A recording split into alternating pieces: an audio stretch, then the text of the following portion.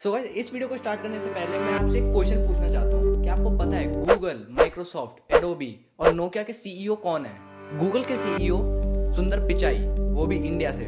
Microsoft के सत्य नडेला, वो भी इंडिया से। और नोकिया के सीईओ हैं राजीव सूरी। और आप देख सकते हो जितने भी मल्टीनेशनल कंपनीज हैं, इन सभी के सीईओ जो हैं वो है इंडिया से। तो इंडिया, हमारा देश बहुत ही ज़्यादा तरक्की कर रहा है। आप इस क्वेश्चन से तो जान ही गए होंगे। और इस टाइम पर जितने भी दंगे फसाद और जितनी भी उल्टी चीज़ें इंडिया में हो रही है, अगर हम उसे साइड रखें और इस चीज़ पे फोकस करें कि हमारी जो इंडिया कंट्री है 2025 तक $5 ट्रिलियन की इकोनॉमी क्रॉस कर देगी। सो इस वीडियो में मैं आपको बहुत ही बेसिक 4 सबूत देने वाला हूँ, जिससे आपको पता चल जाएगा कि 2025 तक क्या हमारी इंडिया $5 ट्रिलियन की इकोनॉमी क्रॉस कर देगी।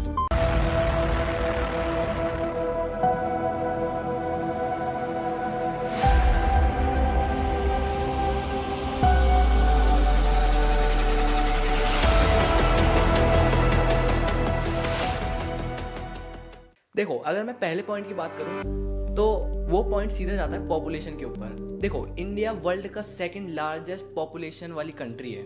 इंडिया की अभी जितनी भी पॉपुलेशन है उसका अगर हम 50% देखें तो उनमें से आते हैं सारे युवा जिनकी एज है 24 ईयर्स।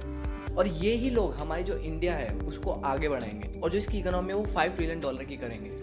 देखो, इंडिया एक ऐसा देश है जहाँ पे सबसे ज़्यादा इंजीनियर और डॉक्टर प्रोड्यूस किए जाते हैं और सबसे ज़्यादा तो आईटी सेक्टर में बेंगलोर में लोग काम करते हैं।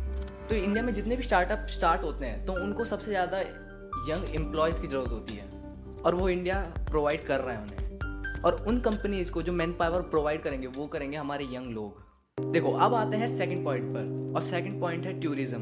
देखो, अगर हम world travel and tourism council को देखें तो उन्होंने अनाउंस किया था कि इंडिया 7वें नंबर पे आता है जिसकी सबसे ज़्यादा टूरिज्म जीडीपी है।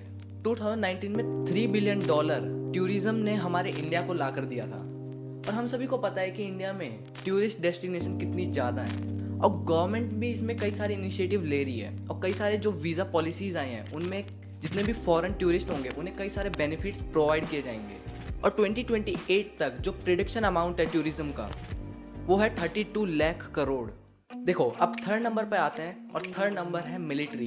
14 lakh active military personnel, 21 lakh reserve personal, world fourth largest defence budget, 3,600 battle tank, 10,000 pieces artillery, 814 combat aircraft, 16 submarines, 106 combat vessels, 140 nuclear weapon.